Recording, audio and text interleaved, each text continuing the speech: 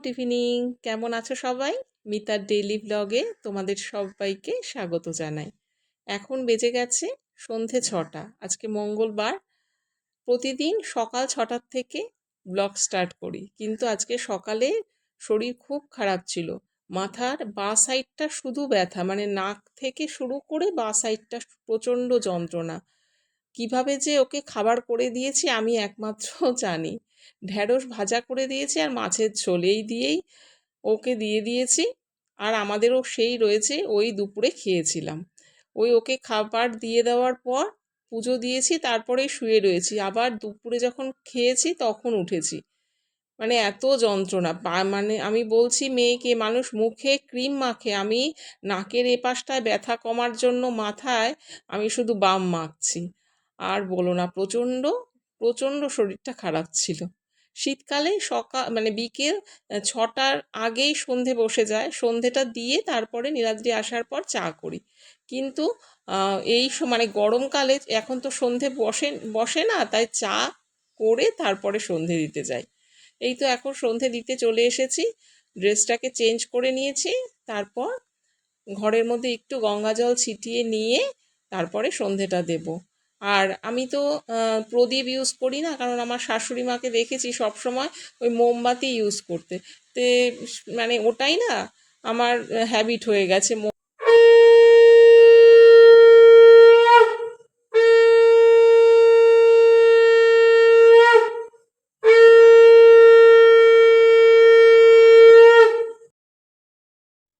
যেটা বলছিলাম, মোমবাতিটাই ইউজ করি, মানে মোমবাতিটাই দেই।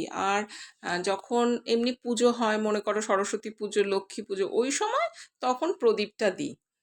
এখানে দেখো এখন ধূপকাঠি আর মোমবাতি দিয়ে ঠাকুরকে দেখিয়ে সারা ঘরে দেখিয়ে দেব। কর্পূরটাও দেই, কর্পূরটা শেষ হয়ে গেছে, আমার ওই বেরোনো হচ্ছে না, তাই কর্পূরটা আনা হচ্ছে না। আমার মেয়ে ভীষণ মানে কর্পূর সন্ধেবেলা দিলে আমার মেয়ের মনটা খুব ভালো লাগে, বলে মা কর্পূরটা দাও। আর কর্পূরের সুন্দর গন্ধে না ঘরটা খুব ভালো লাগে। আর শুনেছি কর্পূর দিলে মানে ঘরের যত নেগেটিভিটি আছে সেগুলো সরে যায়। সন্ধে দেওয়া কমপ্লিট হয়ে গেল। এখন নীলাদ্রিকে আজকে দেব মুড়ি মাখা। এই যে শসা আর টমেটো আর বাদাম নিয়ে নিয়েছি, আর পেঁয়াজও নিয়েছি। পেঁয়াজটা আমি নেব আর বাদবাকিগুলো দিয়ে ওকে মেখে দিচ্ছি। আর আমি অল্প একটু চানাচুর নেব, যদিও আমারও সহ্য হয় না চানাচুরটা। আর ছোলা দিয়ে দিয়েছি, ছোলা সেদ্ধ করে রেখেছিলাম, আর ছোলার সাথে না কাঁচা লঙ্কাটাও সেদ্ধ করেছি। ভালো লাগে দেখবে, ছোলার সঙ্গে কাঁচা লঙ্কাটা সেদ্ধ করে ওই কাঁচা লঙ্কাটা খেতে খুব ভালো লাগে। মুড়ির সাথে বেশ ভালো করে মেখে নিলাম, আর এখানে দিয়ে দিলাম একটু সর্ষের তেল। সর্ষের তেল দিয়ে আবার ভালো করে মাখলাম, মেখে নিয়ে এবার ওকে দিয়ে দেব। আর আমিও নিয়ে নেব একটু। আর মেয়েকে জিজ্ঞাসা করলাম, মেয়ে এখন খাবে না বলল। ও যদি পরে খায় তাহলে মিষ্টি আছে, শসা আছে, এগুলোই বলল খাবে। তো এই যে দুজনে ভাগ করে নিয়ে নিচ্ছে, এবার দুজনে বসে একটু গল্প করতে করতে খাবো। তারপর নীলাদ্রি আজকে পড়ানো আছে, আর ওর মঙ্গল আর শনি পড়ানো থাকে। তো আজকে মঙ্গলবার 8টা নাগাদ ও বেরোবে। তারপর আমি ঘরের কাজ টাজ তো করবোই। চলো তাহলে এবার মুড়িটা খেয়ে নিই। মুড়ি খাওয়ার পর বেশ অনেকক্ষণ নীলাদ্রি আর আমি গল্প করলাম। তারপর নীলাদ্রি চলে গেল পড়াতে, আর আমি চলে এসেছি রান্নাঘরে। তোমাদের সাথে আজকে পটলের একটা রেসিপি শেয়ার করব। দেখলেই পারলে যে পটলটাকে আমি কিভাবে কেটে নিয়েছি। এবার একটা বোল নিয়ে নিলাম, এর মধ্যে নিয়ে নেব লবণ, গোলমরিচ আর আদা আমি গ্রেট করে নিয়েছি। এবার দিয়ে দিচ্ছি 1 চামচ তেল। এবার এই উপকরণগুলোকে একটু ভালো করে মিশিয়ে নিচ্ছি। ভালো করে মিশিয়ে নেবার পর এবার পটলগুলোকে এর মধ্যে ম্যারিনেট করে রাখবো। বাটিটা একটু বড় হলে ভালো হতো। যখন আমি এটাকে মেশাতে যাচ্ছি তখন দেখলাম যে বাটিটা আর একটু বড় নিলে আমার ভালো হতো। সেই জন্য এইভাবে ঝাঁকিয়ে সব মানে যেগুলো দিয়েছিলাম তার সাথে ম্যারিনেট করে নিলাম পটলটাকে। এবার এখানে দিয়েছি দেখো তিল, বাদাম, কাজু বাদাম, লঙ্কা, আদা আর টমেটো। এবার একটা কড়াইতে তেল দিয়ে দিলাম, তার মধ্যে যে উপকরণগুলোকে দেখলে সবগুলো দিয়ে দিলাম, শুধু টমেটো ছাড়া। এবার এটাকে একটু ভালো করে ভেজে নেব যতক্ষণ না পর্যন্ত একটু ব্রাউনিশ হয়। দেখো এই ব্রাউনিশ হয়ে গেছে। এবার এটাকে নামিয়ে রাখবো, আর ঠান্ডা হলে এটাকে মিক্সিতে পেস্ট করে নেবো। একটু জল দিয়ে অবশ্যই পেস্ট করব। এবার কড়াইতে তেল দিয়ে দিলাম আর পটলগুলোকে দিয়ে দিচ্ছি। ভালো করে এবার এটাকে ভেজে নেব। এবার একটু ঢাকা দিয়ে দিয়ে ভাজবো যাতে পটলটা 80% সেদ্ধ হয়ে যায়। যখন এরকম ব্রাউনিশ হয়ে আসবে, অনেকটা ব্রাউনিশ হয়ে আসবে, টমেটোটা যে কেটে রেখেছিলাম সেই টমেটোটা এখন এখানে দিয়ে দেব। টমেটো দিয়ে পটলের সাথে আবার ভালো করে একটু নাড়াচাড়া করে দেব টমেটোটা নরম হওয়া পর্যন্ত। একটু ঢেকে ঢেকে রেখে করলাম, দেখো টমেটোটা নরম হয়ে গেছে। পাতলা পাতলা করেই কেটেছিলাম, সুতরাং এমনিতেই নরম হয়ে গেছে। এবার যে পেস্টটা করলাম সেই পেস্টটাকে এখানে দিয়ে দিলাম। তোমরা এখানে টক দইও ইউজ করতে পারো, জানো টক দই দিলেও কিন্তু বেশ ভালো হয় খেতে। কিন্তু আমার ঘরে আজকে টক দই ছিল না, আর প্রথমে প্ল্যানও করিনি আজকে এটা করব। পরে ঠিক করলাম যে ঠিক আছে আজকে এই রেসিপিটা আজকে একবার করি। তো টক দই নেই দেখে আর আমি টক দই ছাড়াই করছি, তোমরা এখানে টক দইটা দিয়ে দিতে পারো। এবার বাটি ধোয়া জলটাও দিয়ে দিলাম, ভালো করে এখানে এখন মিশিয়ে নিচ্ছি, ভালো করে খুব ভালো করে কষিয়ে নেব।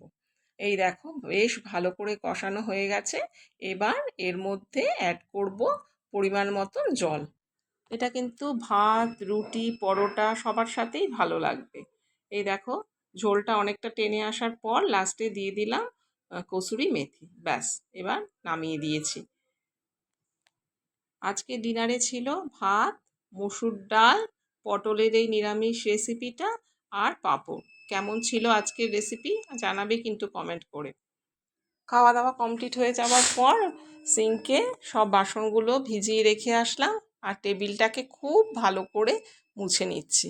কিছুদিন আগে যখন খেলা হচ্ছিল তখন আমাদের খাওয়া দাওয়ার ভীষণ উল্টোপাল্টা হচ্ছিল রাতের খাবারটা। আর কি বলতো, রাতে যদি সবাই একসাথে না খাওয়া হয় তাহলে না বাসন টাসন মাজতে খুব সমস্যা হয়ে যায়। মেয়েকে আগে খাইয়ে দিচ্ছিলাম, তারপর আমি আর নীলাদ্রি খেতে খেতে সেই ও 11:30 12টা নাগাদ খাবে বলতো। তো আমিও সেই সময় বসতাম, সেই খাওয়া দাওয়ার পর বাসন মাজতে আর একদম ইচ্ছা করতো না, তখন বাসনগুলোকে রেখে দিতাম। কিন্তু পরের দিন আবার যখন রান্নাঘরে ঢুকতাম তখন না একদম ভালো লাগতো না, জানো তো। দেখো খাওয়া দাওয়ার পর এই যে এই বাসনগুলোকে খুব সাবধানে মেজে টেজে এখানে রেখে দিচ্ছি। আর স্টিলের যে বাসনগুলোকে ধোবো সেগুলোকে আলাদা যেই ঝুড়িটার মধ্যে আমি রাখি, জল ঝরে যাওয়ার জন্য, সেখানে রেখে দেব।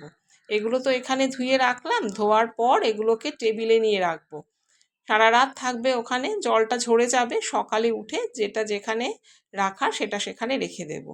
আর এই যে কাউন্টার টপটা আছে এই কাউন্টার টপটা না একদম পরিষ্কার, যেন একদম ক্লিন থাকে, সকালে উঠে আমি যেন তাড়াতাড়ি করে কাজ টাজগুলো করতে পারি। নইলে এইখানটা যদি জাম হয়ে থাকে সকালে কাজ করতে আমার খুব অসুবিধে হয়। সেই জন্য রাতেই চেষ্টা করি একদম কাউন্টার টপটা খুব ভালো করে পরিষ্কার করে দেওয়ার। আর ওদিকে গ্যাসটাও তো আছে, গ্যাসটাকেও বেশ ভালো করে মুছে টুছে রেখে দিই। সকালে উঠে একবার মুছিস ঠিকই, কিন্তু রাতে একদম ভালো করে পরিষ্কার করে রেখে দিই। ভিডিওটি দেখতে দেখতে যারা এতদূর পর্যন্ত এসেছো, আশা করব আমার ভিডিওটা তোমাদের কিছুটা হলেও ভালো লেগেছে। যদি আমার ভিডিওটা তোমাদের ভালো লাগে তাহলে প্লিজ একটা লাইক করে দিও। যারা চ্যানেলটিকে সাবস্ক্রাইব করোনি তারা প্লিজ চ্যানেলটিকে সাবস্ক্রাইব করে আমার পাশে থেকো। আর যারা চ্যানেলটিকে সাবস্ক্রাইব করেছো তাদের অসংখ্য ধন্যবাদ। গ্যাসটা খুব ভালো করে মুছে নিয়েছি। এবার ওই যে মাইক্রোফাইবারটা দিয়ে যে মুছছিলাম ওটা তো আমি একদম ফ্যান হয়ে গেছি, তোমাদের আগেই বলেছি। এই মাইক্রোফাইবার দিয়ে খুব সুন্দর সমস্ত কিছু পরিষ্কার হয়ে যায়, এক ফোঁটা তেলচিটে ভাব থাকে না। এত ভালো এত ভালো, মাইক্রোফাইবার ছাড়া আমি এখন কিছু দিয়ে রান্নাঘর কিছু মুছিই না, জানো। যাই হোক, সমস্ত কিছু হয়ে যাওয়ার পর এটাকে প্রতিদিন আমি ভালো করে লিকুইড দিয়ে ভালো করে পরিষ্কার করে রেখে দিই। আর আজকে আমাকে কিন্তু নীলাদ্রিবাবু আর একটা কাজ করে দিয়েছে, সেটা হচ্ছে সব বোতলে জল ভরে নিয়েছে। রাত্রিবেলায় আমি সমস্ত বোতলে জল ভরে রাখি, কারণ সকালে উঠে যেন অসুবিধে না হয়। সকালে উঠে তো প্রথমত প্রত্যেকেরই জল লাগে, জল তো খালি হবেই বোতল, কিন্তু রাত্রিবেলায় যদি খালি থাকে তাহলে কিন্তু বেশ মুশকিল।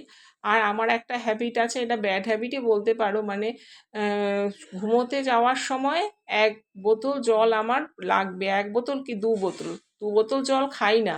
1 বোতল জল হয়তো ওই মাঝে মাঝে উঠি, হাফ বোতল খাওয়া হয়, 1 বোতলও হয় না। কিন্তু যদি কখনো না থাকে তাহলেই আমার মনে হচ্ছে গলাটা শুকিয়ে গেল, এই অবস্থা হয়। তা বোতলগুলো সব ধুয়ে মানে ভরে দিয়ে আমাকে ভীষণ উপকার করলো। যাই হোক, এখন সব কাজকর্ম হয়ে গেছে, মুখ টুক ধুয়ে ড্রেসটা চেঞ্জ করে এবার যাব। এডিট টেডিট করা আছে, জানি না কতটা কি আজকে এডিট করতে পারবো। তাহলে চলো বন্ধুরা, আজকের মতো ভিডিওটা এই পর্যন্ত। সবাইকে গুড নাইট জানিয়ে আজকের ভিডিওটা শেষ করলাম। সবাই ভালো থেকো, সুস্থ থেকো। দেখা হবে আরেকটি নতুন ভিডিওর সঙ্গে। আজকের মতো টাটা।